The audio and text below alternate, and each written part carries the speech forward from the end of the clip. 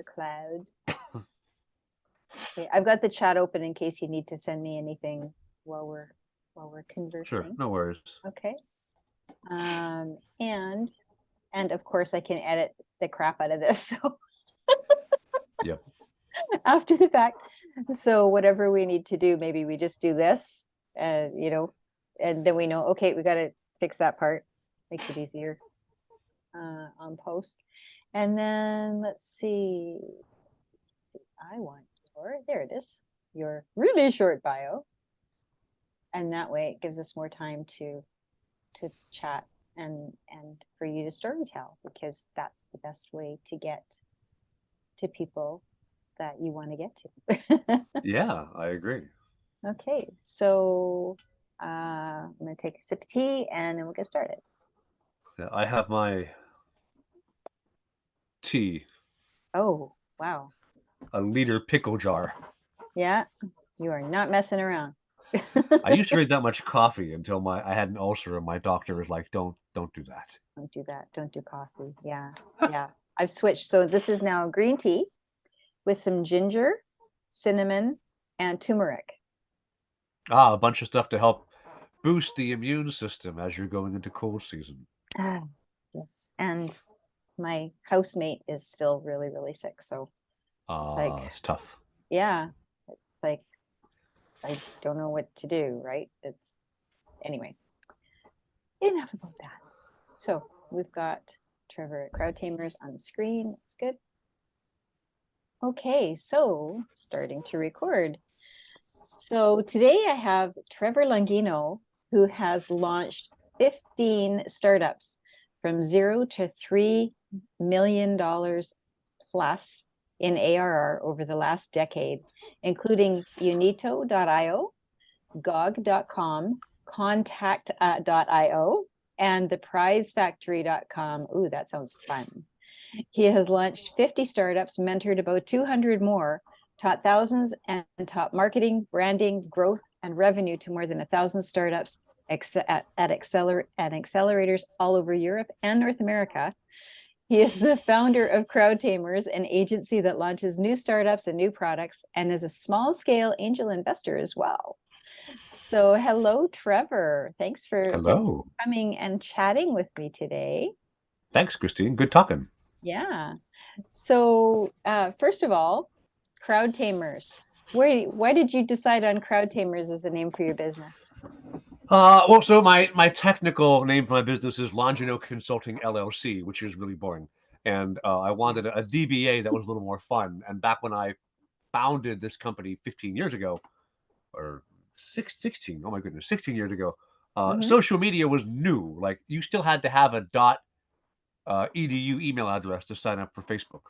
Yes. And so I'm like, well, that's the thing is I'm going to teach you how to tame the crowd on social media, but then broadly just the idea of the people I tend to work with now at Crowd Tamers are technical and product led founders. And the whole idea of marketing is kind of a scary, like all those people out there, if they just knew me well enough, they'd buy from me. But trying to get them to jump the gap between don't know about me and bought my product is terrifying.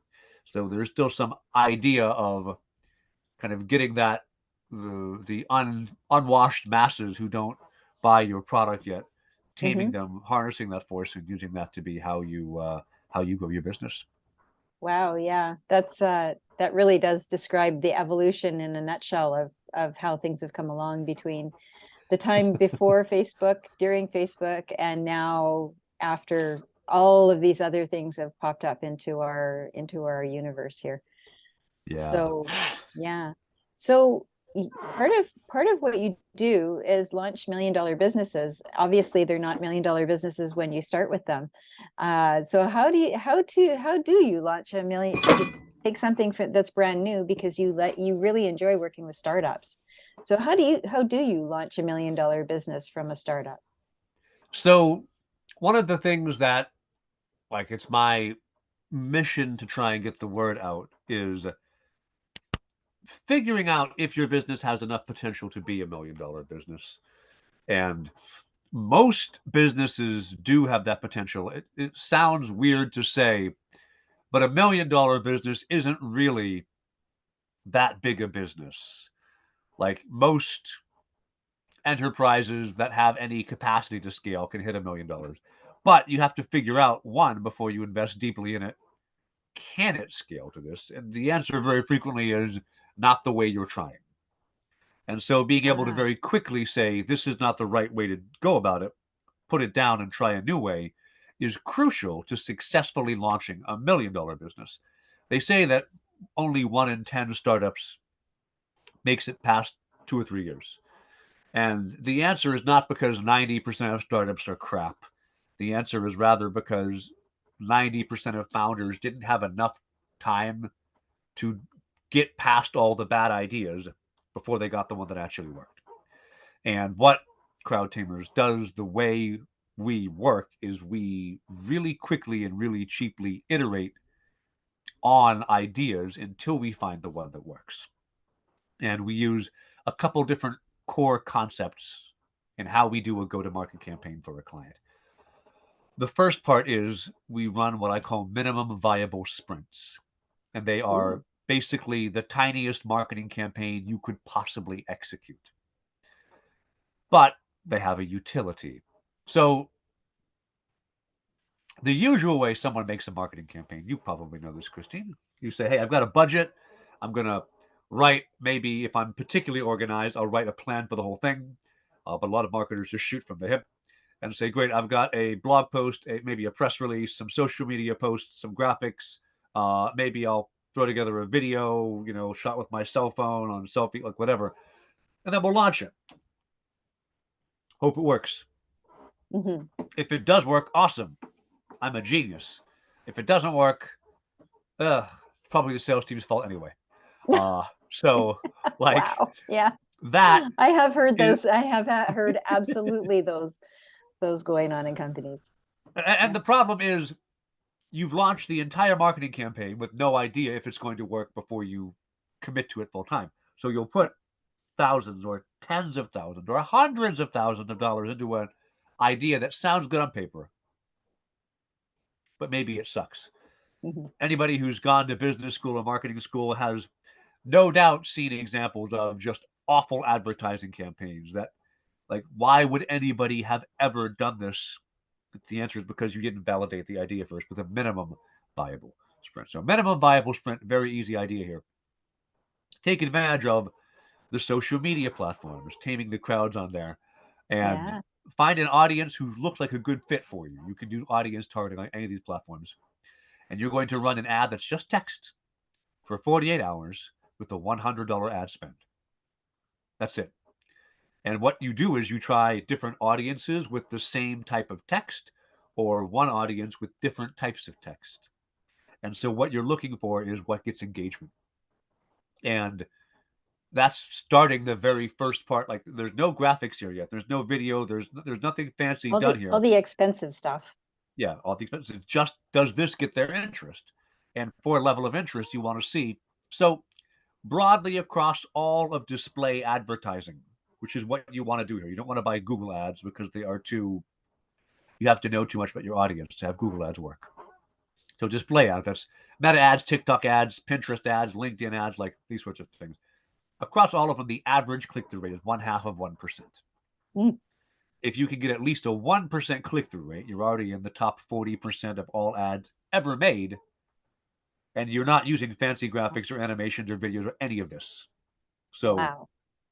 get that click through rate, and you know you've got something with some promise to develop. If you don't get that click through rate, run another minimum viable sprint.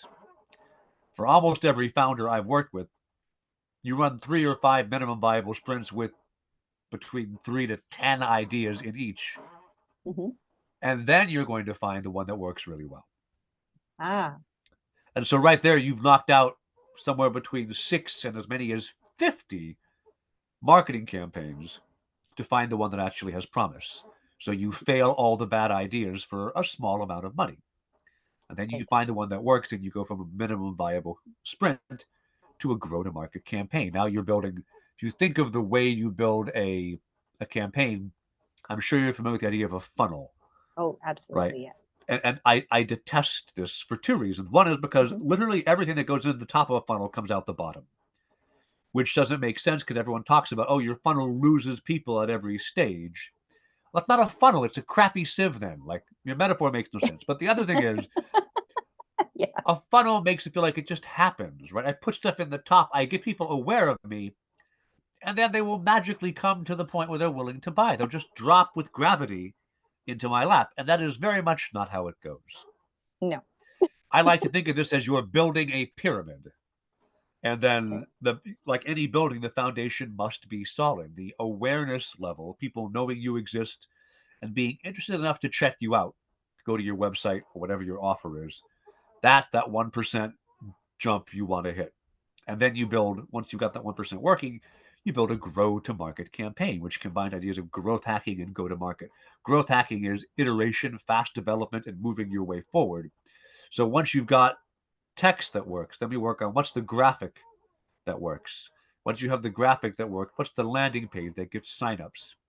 Forget if they buy yet. We're not measuring that. Do you just get signups for an offer? Awesome. Now can we activate them into an action, right? Is it attend a sales call? Is it try the product online for free?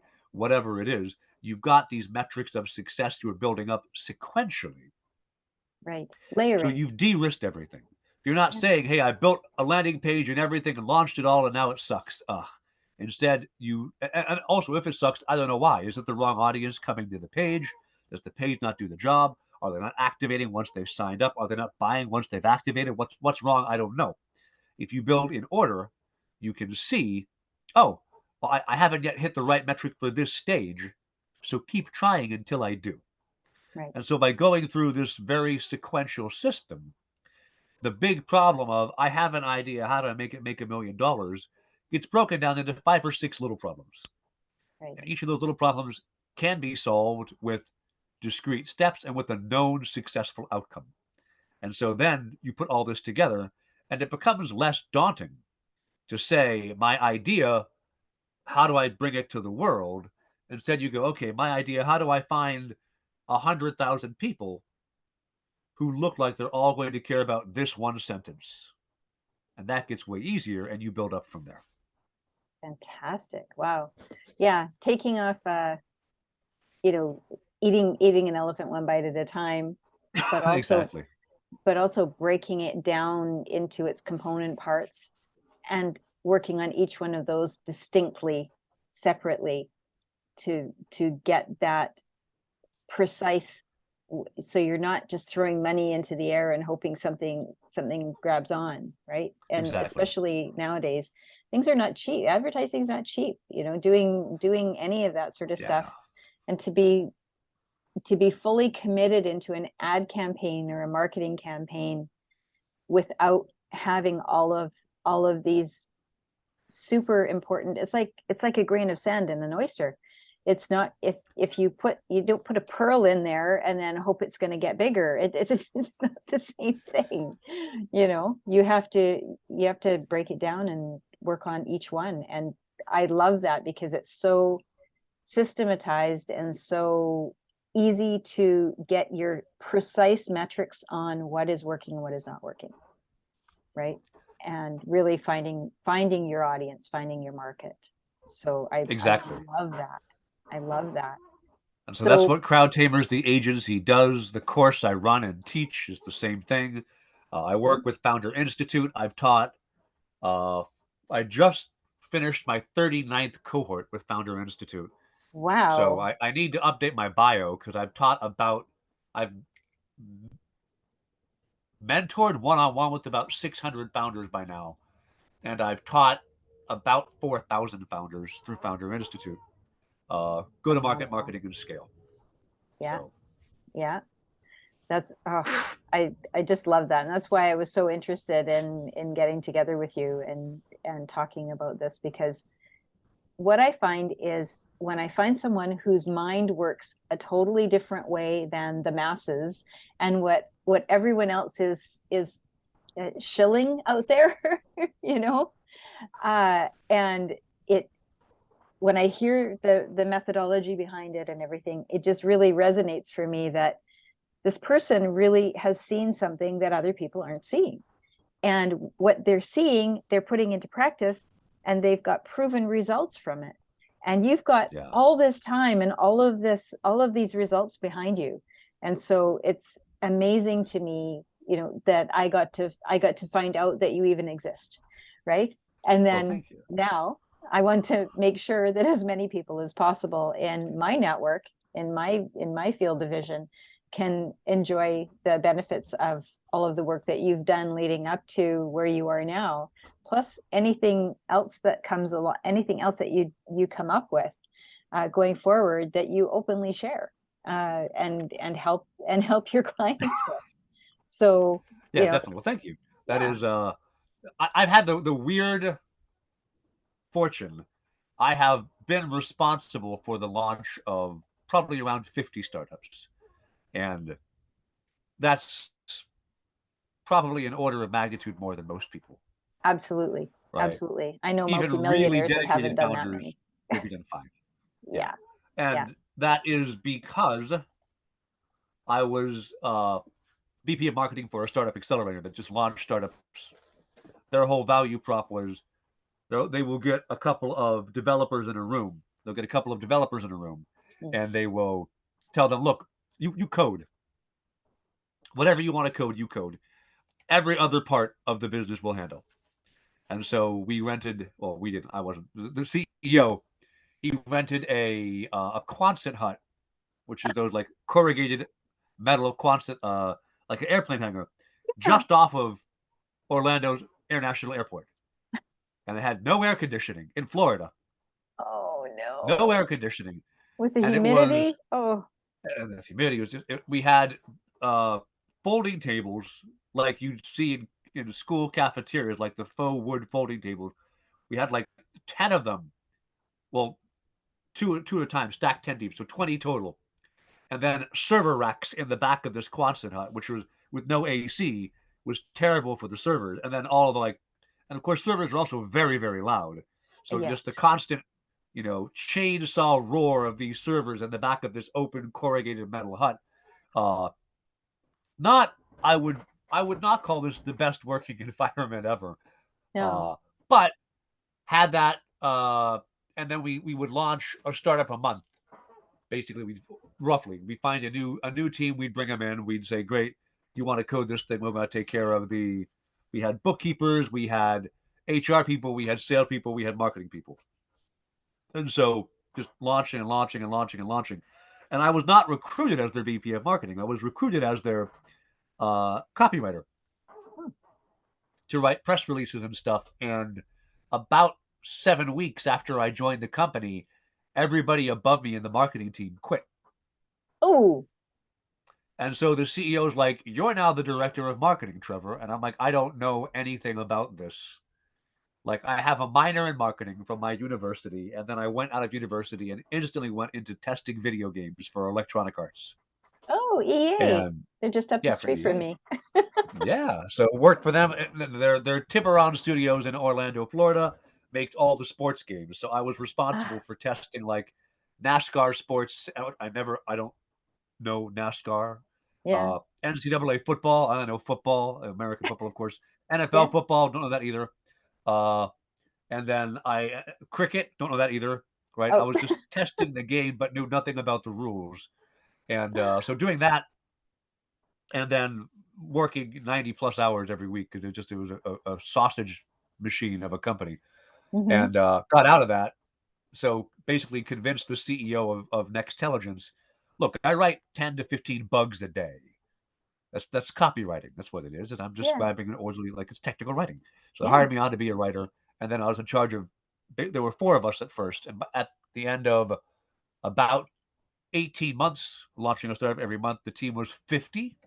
Ooh, A whole lot of them overseas in India were content production facilities. We, for a while, owned the second largest social network in India before wow. we sold it off, called Buy India. They're now long since gone. But they also, like any social network, the first 200 users were all fake.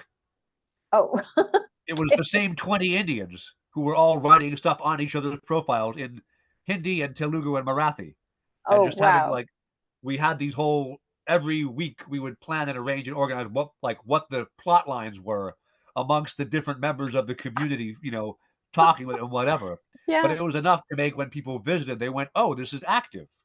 Right. I'll Right. communicate too." Reddit did the same thing when Reddit launched. The Yeah. founders had like 50 profiles each; they were posting all the time.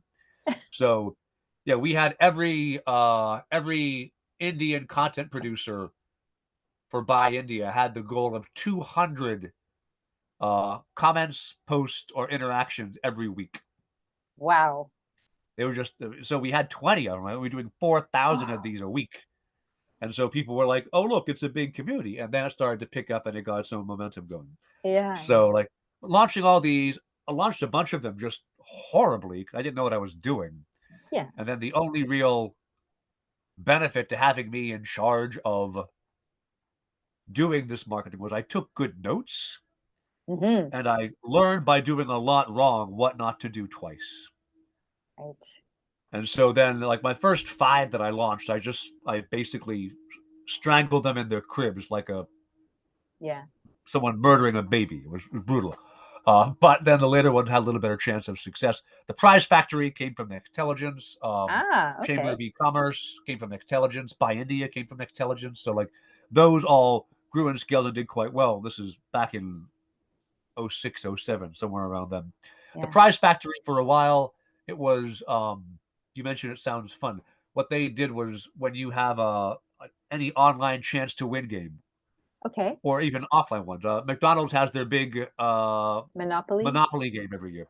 Yeah. And for 2 years, the Prize Factory powered their online Monopoly game. Right. So because one of the founders of that product knew the team at Lloyd's of London, who Ooh. underwrites basically all of these. So the way this works is when you have a chance to win a big prize, like the marketing team does not have clearance to spend $1 million if somebody wins, but instead they go to Lloyd's of London, they pay Lloyd's of London $50,000, and Lloyd's of London underwrites it and says if somebody wins, we'll pay out the cash. Oh, So wow. because the Prize That's an Factory's founder interesting. knew Lloyd's of London employees, Yes. basically anytime somebody came to them and went, "We want to do this, but we're not sure how to do it on the internet," they'd say, "Oh, go talk to my friends at the Prize Factory." Right. And so McDonald's, Taco Bell, and I think the NFL all had like the Prize Factory powered games at one point. Did super well.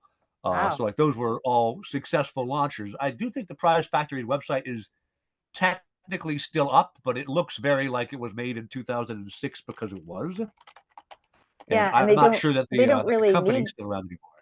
Oh, okay.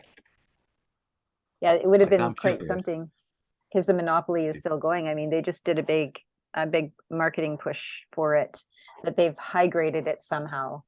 And now you can Uh, do it on an app on your phone, something like that. okay, gotcha, Yeah. gotcha. So yeah, so that's so it's interesting. So if the Prize Factory is still around, I would be They are, surprised and if it, I looked at the yeah. website, and this is actually still the website that I and their developer coded together in 2006. Well, like, they don't need the front end. The front end doesn't matter because the back end is happily moving along, right? Yeah, clearly. So that is, I mean, that's some that looks like very 1990s GeoCities design. Anyway, so like learned by doing that, right? Learned by launching, and then over the years, I have continued to find better ways to model how this works and Right. find better predictive metrics to help founders, like being able to say something like, "Hey, you've run your first one or two minimum viable sprints. Good for you. What was your CPM, which is cost per thousand? Confusingly, in English, we use cost per mille, even though mille is not the English word for thousand. Um, and for a lot of founders, I can say, hey, at that cost per thousand, you're not charging enough. You can't make your business won't make money. And being able to say that a week into your first marketing campaign, say, nope, your prices have to be 2x or 10x what you're currently charging for this business to have enough legs to go, is people are like, I don't believe you. You're making stuff up. And I'm like, no, really. I can walk you through all the math Yes. and show this to you. And the math's not that complicated, but it's all fractional percentages. I'm Yeah. like, well, we could just say, look, this is not going to work. Your prices should be higher. For almost every new startup, that's true anyway. So Yeah. Yeah, and the magic is also in having the founder or the decision maker be aware and be open, and to understand that, when you hire a professional to do a job, let them do the job, right? And so often, what I found with some founders is their ego gets in the way.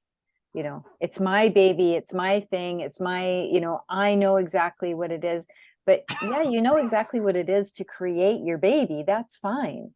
yeah, But in order to get it out to the masses that you need to get it to, the specific masses you need to get it to, you need to hire a professional that knows exactly what to do and has a system, has a plan, has done this before successfully, not just done this before, but done this before successfully, and yeah, and not question their judgment when they come back to you with facts, with evidence. I've gone out, I've checked it out, this is what came back and it sucks. We need to do something, we need to do this other change. you know yeah. those are Well, the one kind of. advantage to going through a system like this where we're, I mean, so you're running ads, right? And a lot of Yeah, people say don't run ads for a new business. And I completely agree. Don't run ads for a new business if your goal is to make money right away, right, because you don't know enough to make money. That's the whole problem. But when you run ads to learn how to make money, it ends up taking ego out of the discussion, because it's not I'm right and you're wrong.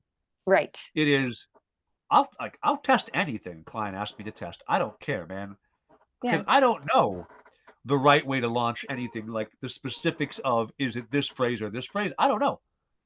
I test it and we see what works. And I had a client I talked to this morning, actually. I had an early call with a client this morning. And one of the things they said to me 3 or 4 weeks ago, we were running our first minimum viable sprints for them. Like, this is not the right way to talk about this. You're being too simple. You mm, have to give us, like, you have to put more industry terminology in this. And I'm like, I don't think so, but let's test it. And mhm, so the difference in the performance on like the jargon laden ads and the simpler ads for this particular client was a 600% difference in the performance of the ads in the favor of the simpler language, right? So you're like, look, I'm not gloating over I'm right and you're wrong, because it could have gone either way. I'm wrong a whole lot. We know what the audience prefers. That's all that matters. exactly, exactly. And what where you're again, where you're getting engagement, that's the proof, right? That's the That's proof. it's actual real humans responding or not responding, as it Or were. not. Yeah. And it is interesting, especially I find, industries like engineering, right? They get very tied up into their jargon. And that's all fine. And that, we're talking to people, we want to talk to people that are like us. So we want to talk in the jargon, and that's fine. But sometimes those people aren't looking at, they're not looking for anything. They've got tunnel vision, they're in their groove, everything's working for them, they're not looking for anything outside. So how do you get them? You get them by keeping it simple and letting other people go, hey, engineer friend, have you heard about this thing? Right? And they go, no. And then they, of course, engineers, they go deep into it right Take a look at it. away. Yeah. And Yeah. then they realize, oh, hey, right? So those are the kind of things, know your audience, yes.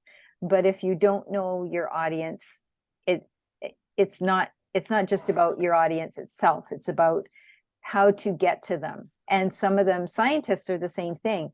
They're always Yes. nose down in their work.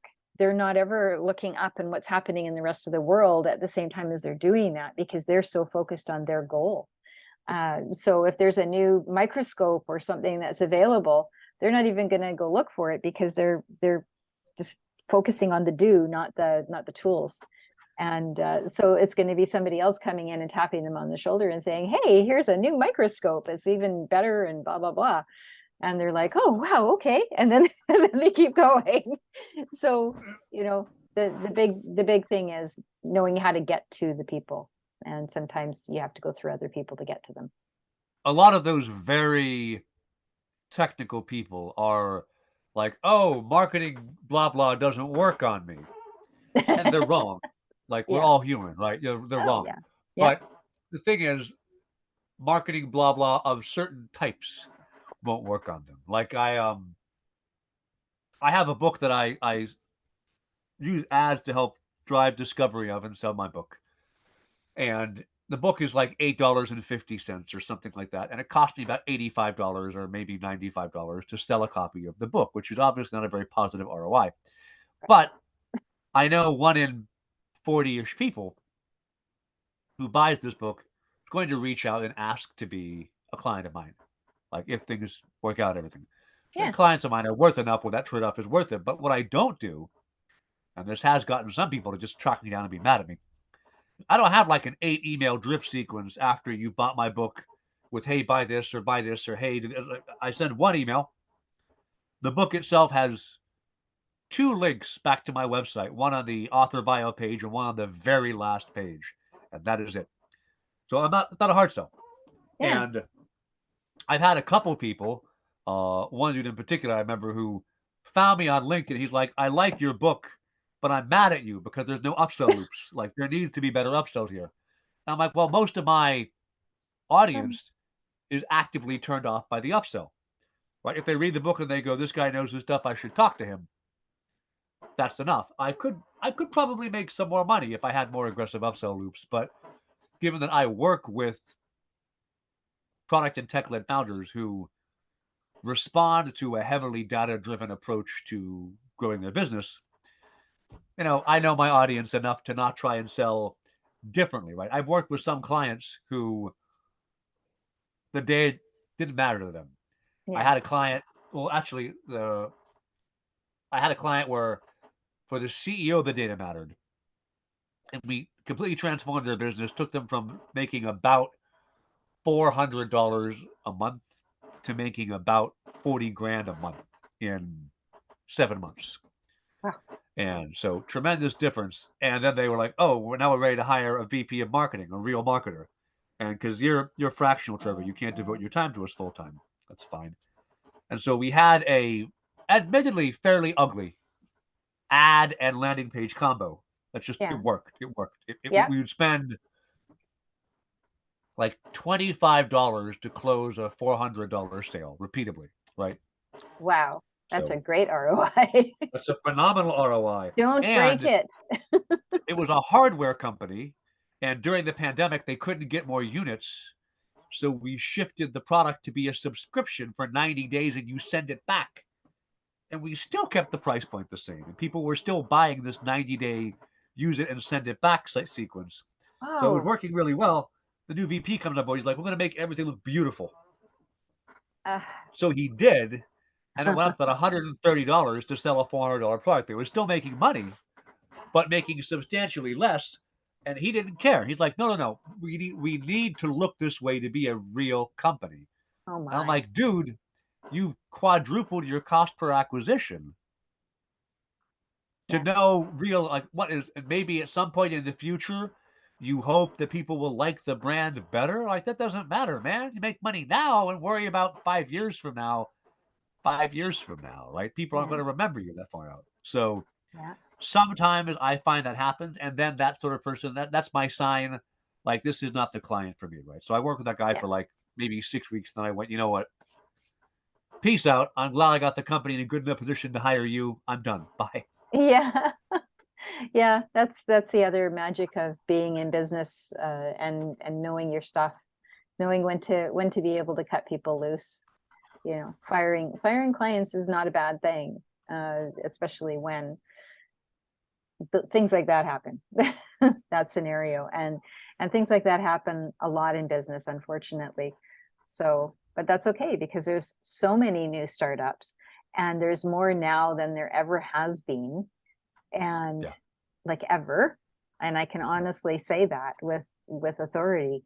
And they all need help. They all need, there's there's so many things. Again, they know they've built and created this magical whatever widget, and they need somebody else to look after taking that widget and making it, doing the, what is it, the in the Lion King where the father holds up the cub. Yes. Here, take it, Simba. yes, take it to the world, Yeah. right? Yeah, I'm going to release my baby to you to get it famous and throughout the world, and make us a lot of money. Yeah. So, and there's nothing wrong with making money. Money is, money. Everybody needs it. Everybody likes to eat. Yeah. So it's not a bad thing at all. But going with someone that's already a proven entity to do what you need done, that's hands down the best decision you'll ever make. So I'm really, really happy that we got to talk today. And thank you Awesome. Thank very you. much for toughing it out. I know you're suffering with allergies Yeah, my in the allergies way are that so bad. I'm hoping it's not too distracting to your listeners, but I'm just constantly dripping right now. So yeah. my apologies, listener. I've tried to mute the worst of the noises. Thank you so much. Thank you so much, Trevor. And with that, I will say reach out to Trevor. His contact information and the link is below to set up a call with him. And really look forward to doing this again Yeah. and I'm looking also forward to hearing comments and people making notes of what they've taken away from this conversation, and what they plan to do on their own, and if they're ready to take that jump and actually work with a professional that knows what they're doing, and take it and ride it all the way up. So thanks again, Trevor. Really, Thanks so really much, nice to Christine. have had you. And with that, we'll say talk soon. Take care.